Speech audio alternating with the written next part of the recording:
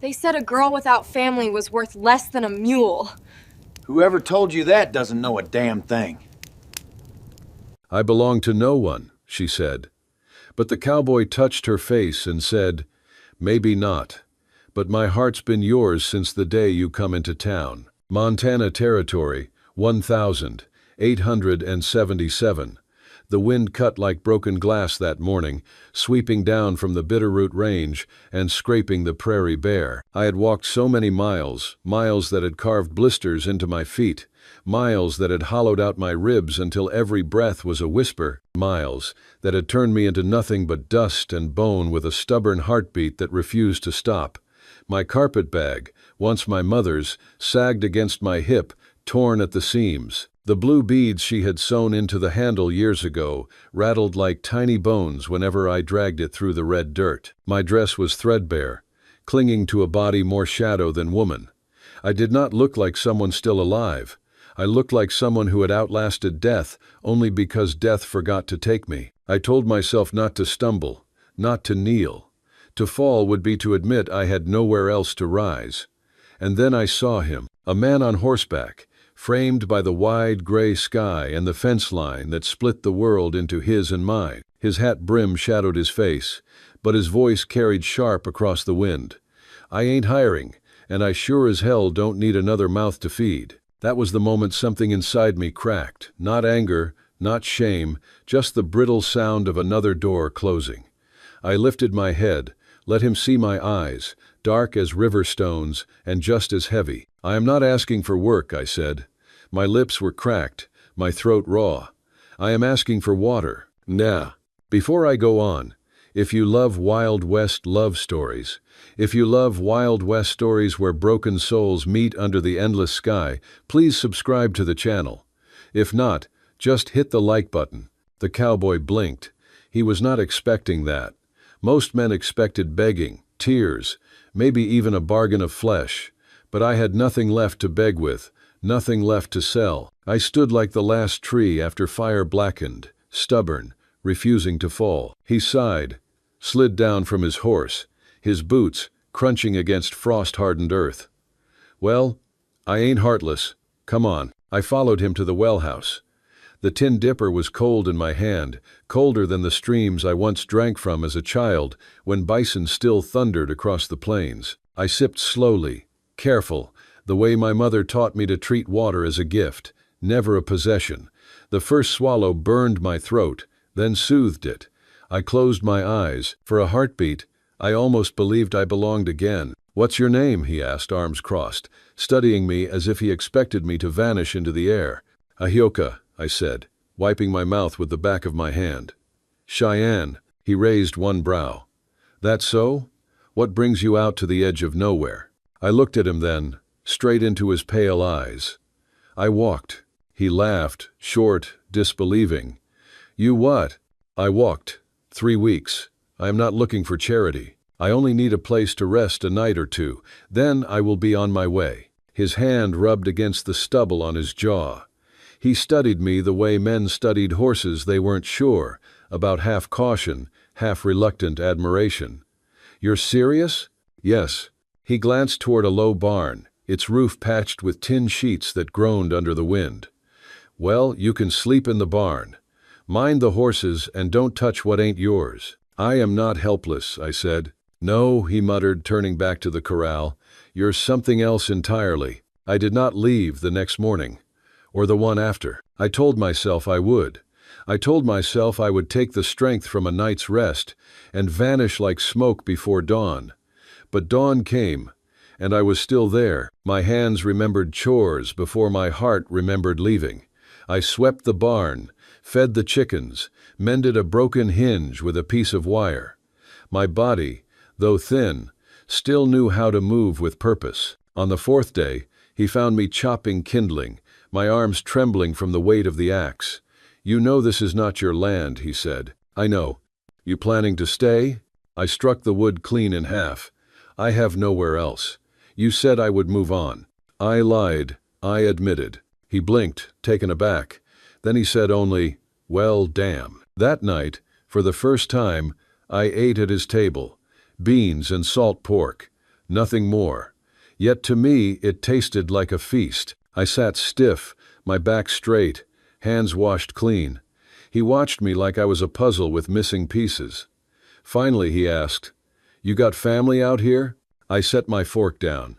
"Number no husband. Running from something?" I lifted my eyes, steady. "From nothing. Because there is nothing left. My mother died. My stepfather sold everything, took the money, left me and my little brother. Oliver was 9. My throat tightened, but I forced the words out. The sheriff said fever killed him, but it was hunger. We had nothing. I buried him with my own hands. The lamp flickered. The cowboy Ethan, I would learn his name, went silent. I almost wished he would laugh, or turn away, or curse the world. But he only nodded once, slow, as if he carried his own ghosts. "I am not asking you to fix anything," I said. "I just need to be somewhere. I do not disappear." "All right," he murmured. Days turned into a week. I worked from sunrise to sundown, not because he asked me to, but because work was the only way I knew to keep breathing. I patched the roof, dug fence posts, carried buckets until my shoulders ached, and he began to talk. Not much at first, then more. He told me about the war, how he rode dispatch for the Union, how he never went home again because there was no home left.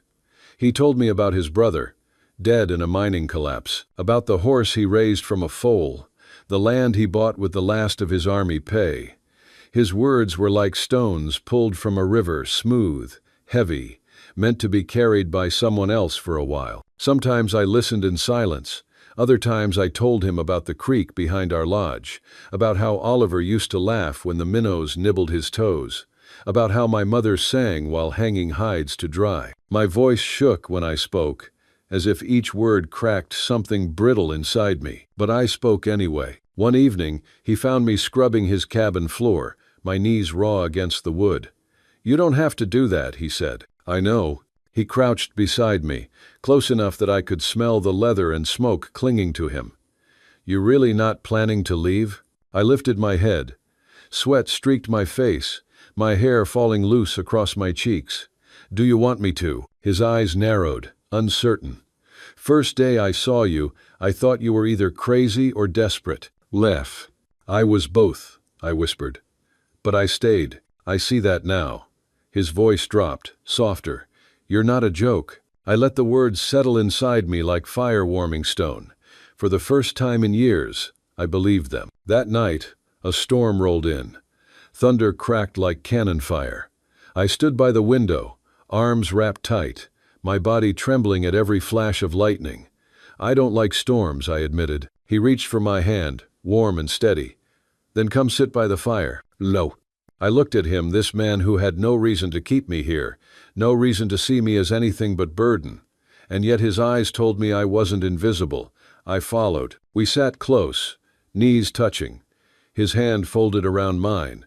My head rested against his shoulder, and I felt the rough beat of his heart beneath the fabric of his shirt. "You are not alone anymore," he said. "I know," I breathed, and when I lifted my lips to his, it was not desperation, it was certainty. A choice carved into me by miles of loss, yet softened now by the warmth of firelight and the steady hand of a man who didn't look away. The snow came early that year.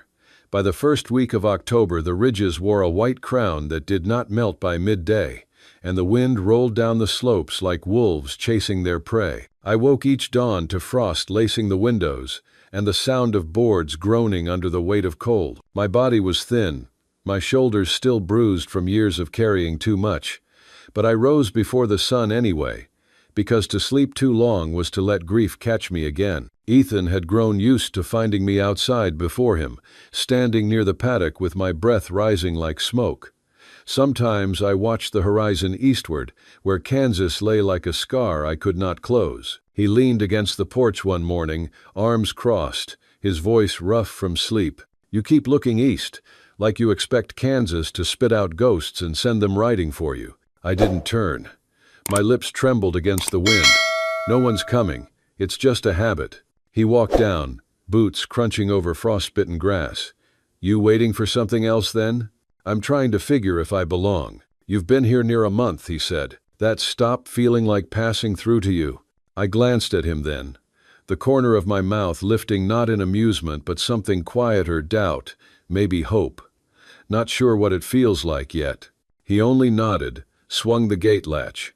Well, the cows don't care either way. They still need moving. We rode out together that day, the herd shifting like a river of hide and breath across the slope. The air burned my cheeks, but my hands on the reins were steady. Ethan kept glancing my way, as though surprised I could ride with such ease. He didn't know horses had been part of me since childhood, that my people lived on them, hunted bison with them, prayed with them. I didn't tell him. Some things a man must learn by watching. When the cattle reached the creek, I dismounted and broke the ice with a stone. My fingers numbed, but I liked the sting. It reminded me I was still alive. He leaned on his saddle horn, watching. You ever think about teaching? Children? I asked. Number horses. Ranch hands. Me. I shook my head. I don't know how to teach. I just do what must be done. That's a kind of teaching, he said, swinging down to join me. His voice was softer, almost careful, like he was trying not to scare away something skittish. That night, after the herd was safe and the barn shut, I sat by his fireplace, mending his shirt split from a snagged branch. My stitches were small, neat skills my mother had given me. Ethan watched, elbows on knees. You ever think about what might come next? I try not to. Why not? Because it's easier to keep moving when you expect nothing. He studied me in the lamplight, his jaw shadowed, his eyes pale as winter sky. What if something good's waiting? My hand stilled. The needle trembled between my fingers. Then I wouldn't know what to do with it. You don't have to know, he said. His voice had the weight of someone who had also walked through ruins. I began keeping tallies in the root cellar: potatoes, onions, flour. I didn't ask his permission. When he found me with my ledger scratchings, he crouched beside me. You planning to stay through winter? I kept my eyes on the shelves. I was hoping you'd ask me to. I'm asking, he said simply. My chest tightened, the way it had when Oliver used to place his small hand in mine and whisper he was hungry. Only this time the ache wasn't emptiness. It was the unfamiliar sting of being wanted. I nodded. Then I'll stay. We went into town together once. I wore a borrowed coat. The townsfolk stared. A Cheyenne woman beside a white rancher that was enough to stir whispers sharper than knives. I kept my chin lifted, though my stomach twisted. Ethan never flinched. He walked beside me, broad and steady, like a wall against their eyes. At the mercantile, I bought muslin and buttons with coins I earned mending a neighbor's fence. He frowned. You didn't need to buy for the house. I wasn't buying for the house, I said. I was buying for me, and what's mine stays where I'm welcome. He nodded slowly. You're welcome. Back at the ranch, as snow flurried against the windows, I found myself remembering more than I wanted. The firelight played tricks, turning Ethan's profile into my stepfather's for half a second, the same slope of jaw, though Ethan's eyes carried weight instead of cruelty. I stiffened, breath caught. Ethan noticed. What is it? I whispered before I could stop myself. I don't deserve happiness. His chair scraped against the floor as he rose. He came to me, crouched low until we were eye to eye. His hand did not force my chin, only lifted it with gentle fingers. Don't say that. Then, tears I hadn't planned betrayed me, hot against my lashes. I was traded once like a sack of flour. Men laughed. They said a girl without family was worth less than a mule. They weren't wrong. I have nothing, Ethan, nothing but hands that work until they bleed. His jaw flexed, anger low in his throat. Whoever told you that doesn't know a damn thing. I carry it anyway, I whispered. Every day. Then let me carry some of it now. Then. I stared at him, the fire painting his face in gold and shadow. Something in me broke then, not like glass shattering, but like ice cracking to let a river move again. I leaned into him, and for the first time in years, I let someone else's strength hold me. The nights grew colder, but the space between us warmed. Sometimes he spoke of his war scars, of men buried in shallow graves, of the silence he carried home. Sometimes I spoke of Oliver, how his small body weighed almost nothing when I buried him behind the schoolhouse. We never spoke to fill the air. We spoke because silence was heavier if we carried it alone. One evening, The storm outside howled fierce, rattling the shutters like drums of war. I trembled, hugging myself by the window. Ethan came close, his voice steady. "Come sit by the fire." I hesitated. The fire cracked, his hand reached. My body remembered fear, but my heart remembered trust. I followed. Our knees touched. My head rested against his shoulder, his arm curved around me not as a claim, but as shelter. My heart beat ragged against my ribs. He whispered, "You're not alone anymore." And for once, I believed it. By the second week of November, the air went thin and metallic, the kind that makes your teeth ache and your lungs sting as if you'd swallowed a fistful of nails.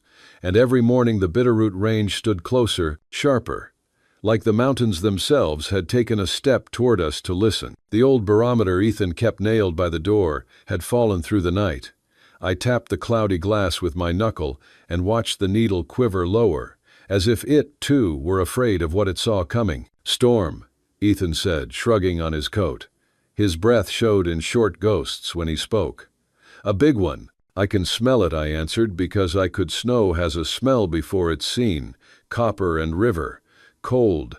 The scent of something clean that means to cover everything you've left undone. We worked hard that morning, tying the shutters with rawhide thongs, dragging bundles of hay closer to the barn, checking the knots on the windmill's brake rope twice. Ethan counted cattle under his breath, his lips barely moving.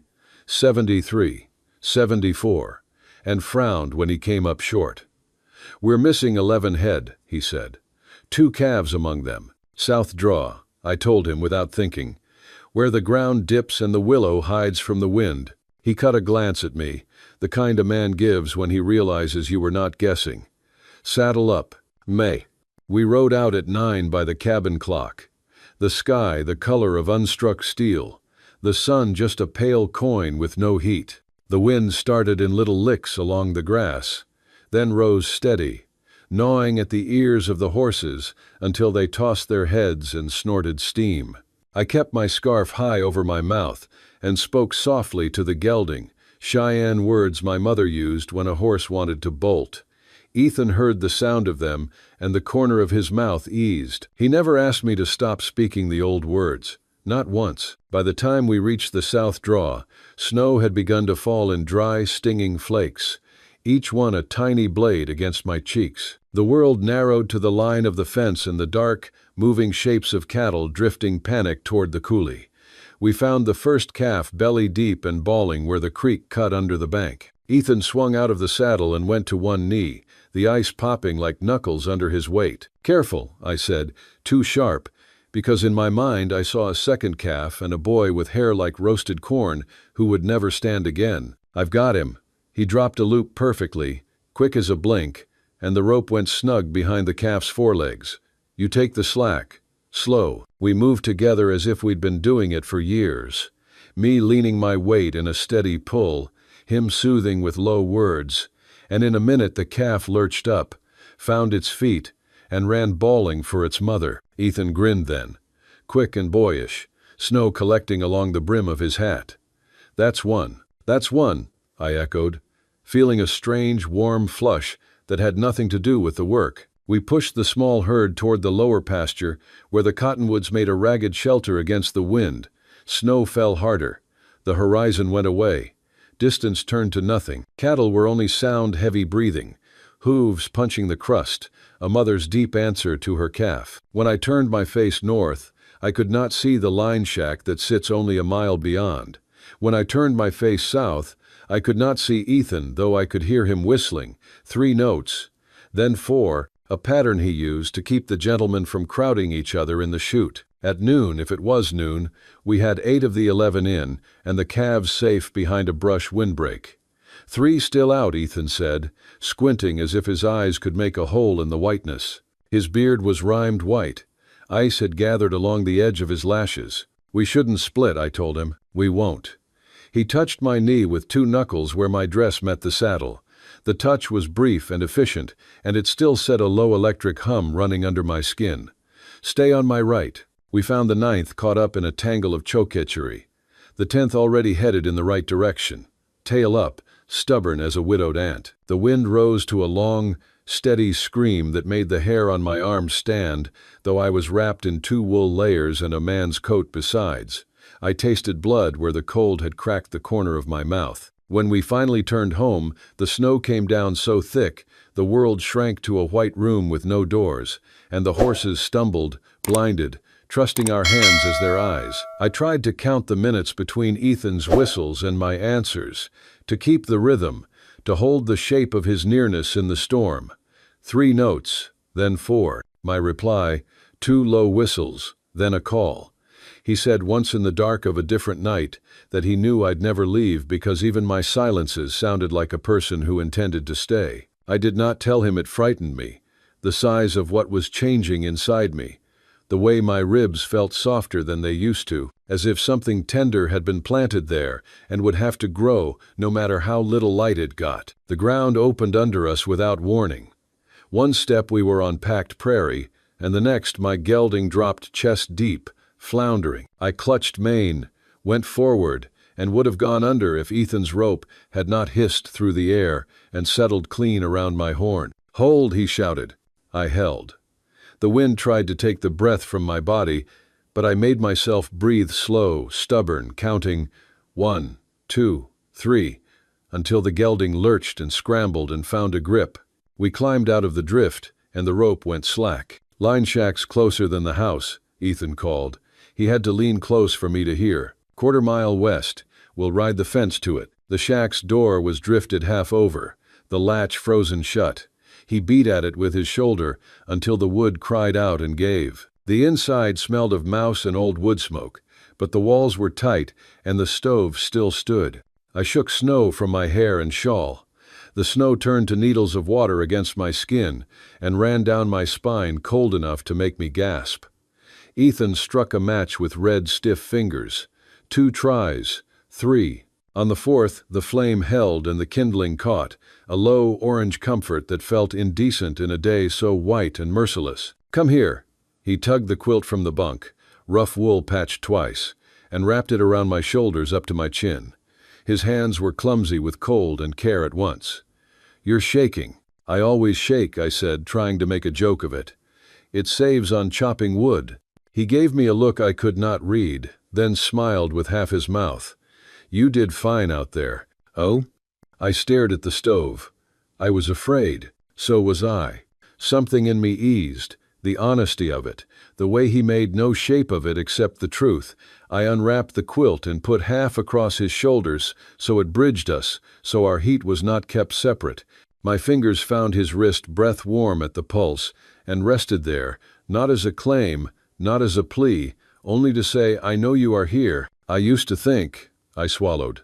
The heat made it somehow harder to speak. "I used to think I didn't deserve happiness." He didn't lift my chin this time. He just waited until I lifted it myself. "I know you said that," he murmured. "I also know whoever taught you that lied." "There was a winter," I said. The stove ticked. The wind shoved at the boards and they refused to give. "There was a winter when I was 13 and the snow fell for 9 days, and our fire died on the 5th because the wood had run out, and my mother told stories that last night so our teeth would forget to chatter." I woke to her hand on my hair, and the sound of the storm like a river. And for a moment, I believed the river would bring us something instead of taking it away. I swallowed. It did not. Ethan's breath went in slow, out slower. "I can't change that. I wish I could." "I know." The shape of the knowing sat between us like a third body. I reached for it with both hands, unsure, then sure. "What I can change is now." I held his gaze even when the old habit of lowering my eyes tugged at me like a rope. "I am tired of running. I am tired of being the last tree after fire. I want to stay where someone looks for me when the weather turns." "I will look," he said. It came fast, fierce, as if he'd been waiting to say it and feared I might not let him. He took my hand then, turned it palm up, and pressed his mouth to the center of it. The roughness of his beard, a shock and a blessing all at once. "I don't know much about what men like me are supposed to promise, but I can promise that." I laughed. A sound that startled us both, thin and cracked and somehow sweet. "Men like you," I repeated, teasing on the surface, grateful underneath. He shrugged. helpless. Men who have buried too many things and talk to horses because they answer in honest ways. I understand horses, I told him. And I am learning you. Am I hard to learn? Only in the places where you don't believe you deserve happiness either. We sat that way for a long time, the quilt over both our shoulders, the stove ticking, the wind dropping by tiny degrees like a fever breaking. The fear in my chest did not vanish. It changed shape. It became a thing with a name I could say out loud. I want. I choose. I stay. The words were strange in my mouth, but once spoken they felt like bread plain, necessary, the kind you carry in your pocket for a long road and share without counting. Close to evening, though, the light never changed. We heard the horses stamp and blow outside. Ethan stood, rolled his shoulders, and winced. We should check them. I'll go, I said. We'll go, he answered.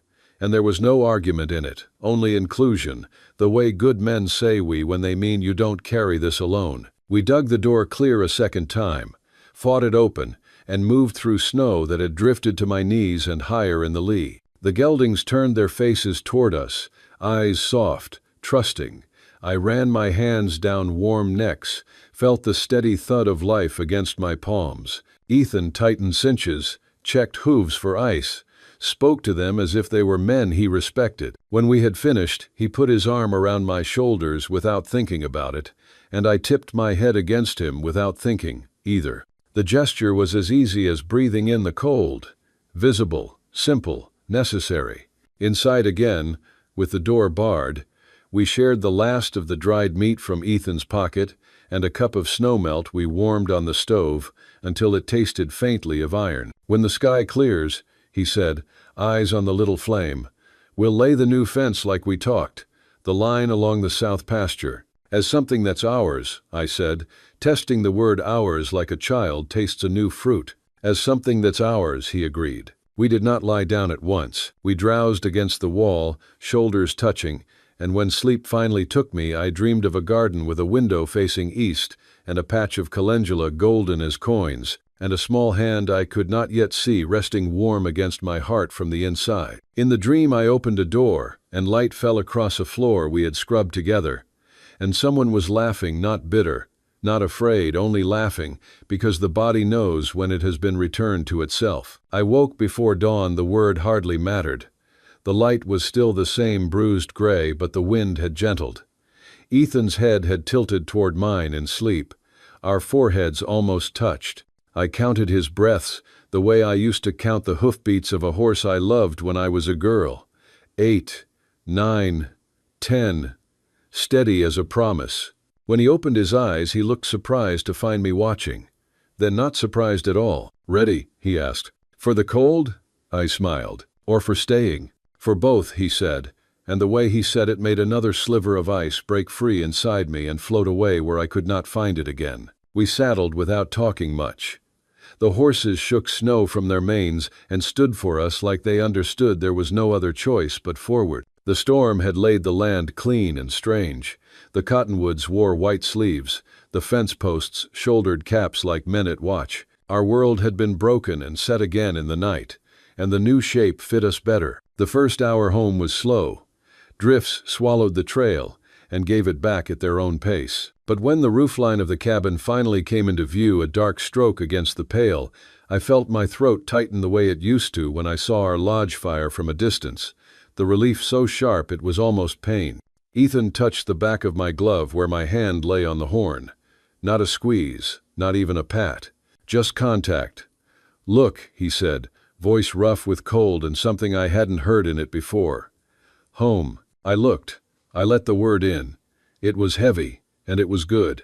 And even as the wind rose once more and shook a small silver rain of ice from the eaves, I understood the truest thing I had learned since I stepped onto his land. You do not have to be the last tree after the fire if someone is willing to plant with you when the ground thaws. When the storm slid off the hills, the world felt scrubbed to the quick. We rode fence for 2 days, packing drifts, lifting wire, finding where frost had split a post like a bone. On the third morning, the sky turned the color of clean tin, and the snow crust took our weight. Ethan came out with string, 4 stakes, and a carpenter's square he'd cut from oak. He stood where the cottonwoods threw thin shade and said, "We start here. Room enough for 2. East window, like you asked." "Use it." "East window," I said, and the words felt like water. We marked corners. Our shadows lay side by side on the snow, stubborn as fence posts that refused to lean. He gave me the hammer. I drove the first stake and felt the blow travel clean up my arm into my chest. He nodded once, approval quiet in his face. The next week was a ledger of numbers. 10 beams from the Riverside Mill, 12 feet each, 48 pegs cut and kept in a tobacco tin, 6 sacks of nails, 2 doors salvaged from a collapsed barn. We borrowed a wagon and took the rutted road. Men at the yard went quiet when I climbed down. One spat on the hard snow. A boy stared with the round, cruel interest of 16, and then looked away when Ethan looked back. Inside, the clerk rang up the tally and never met my eyes. Outside, a woman in a red scarf tucked a jar into my hands. "Nails," she murmured. "We had extra." She didn't wait for thanks. I said it anyway in Cheyenne, and felt my own voice steady me. We hauled timber home in 2 trips. On the hill we walked beside the team and set our shoulders to the tongues. At the site, Ethan notched sill logs with the adze, and I swept curls of pale wood into a neat windrow with a broom I'd made from willow and twine. The sharp, sweet smell of fresh-cut timber pushed other smells out of my head: camp smoke, old fear, the salt of roads I had walked too long. "Mind your shoulder," he said when I reached for the far end of a beam. "Mind your pride," I said. We smiled at the same time. We carried it together and set it on 3, the weight speaking plain through both our bodies. A north wind came with a knife in it. We worked anyway, trading the brace and bit between us until the holes blinked through. He tapped pegs home with the heel of his hand. I scribed marks for the next brace, the pencil steady even when my gloves stiffened with cold. On the 4th day we raised the first wall. A neighbor, Mr. Kiley, rode past and watched without dismounting. "You mean to live with her?" he said to Ethan, flat as a tally sheet. "I mean to live with the woman I chose." Kiley's eyes slid to me. Worlds turning upside down. I lifted the beam higher and looked him full on. "Maybe it's turning right side up." He made a sound that wasn't quite a laugh and rode on. My knees shook only after the wall was braced. Ethan came to me without a word, hands warm on my elbows until the trembling eased. That night I braided sweetgrass I had carried since before Kansas, a thin rope the color of late summer. I hung it above the east line where the window would be and whispered the words my mother had taught me. "Nothing more than gratitude," said low. Ethan watched from the doorway, hat in his hands like a man too shy to come into a church. "Do you want me to step out?" he asked. "You are not in the way," I said. "You are already inside it." He nodded. "Good." The town sent its judgments the way winter sends thin snow often, indifferent, impossible to stop. At the trading post, women turned their shoulders when I stood near the stove. A boy laughed, and then swallowed it when I met his eye. The preacher stopped Ethan in the street and asked if we'd like a proper union. "Proper to whom?" Ethan asked. "To God," the man said. Ethan's gaze flicked to me, then back. "We intend to be decent," he answered. Inside our work there was gentleness. We measured twice, cut once, and laughed quiet when we had to learn again. He carved a small heart into one peg and handed it to me. For luck.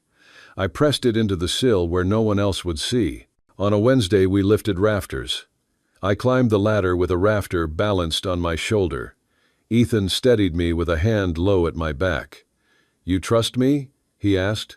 "I am standing on your rungs," I said. Before sundown I stitched muslin into curtains by lamplight, the needle flashing like a small star. I marked the hem with the blue beads I had carried across every mile. Ethan shaved cedar curls into a jar for kindling. "What color?" he asked, nodding at the fabric. "White," I said, "so the morning has nothing in its way." We chose where the table would sit, where a cot might go until we had time to plane boards for a bed. He scratched a plan on scrap paper, 2 rectangles and a square. A compass rose in the corner because he needs directions even when the land already knows them. "If you want a garden," he said, We'll fence it proper. Deer come down hungry in March. I'll plant sage, I said. And beans, and calendula for burns. Sweetgrass for luck, he nodded.